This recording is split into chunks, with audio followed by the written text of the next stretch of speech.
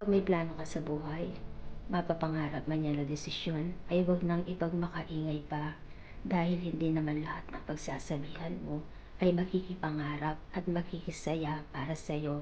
Yung oversharing ba, yung wala ka pa sa unang hakbang ay ibinabahagi mo na ito, kung kaya't mas nauuna pa silang mainip kaysa sa iyo. Ibulong mo muna ang mga ito sa Diyos, sa Kanya mo hingiin ang basbas at katuparan ng mga ito.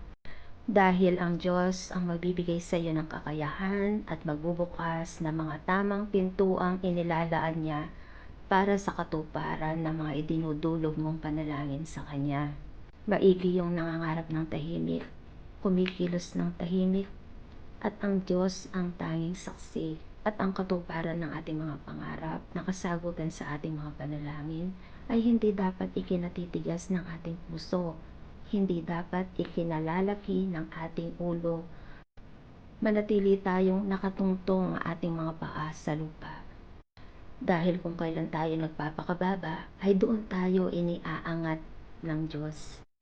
Ingatan ang lahat ng mga pagpapalang mula sa Diyos, iangat ang kanyang dakilang ngalan at hindi ang sarili.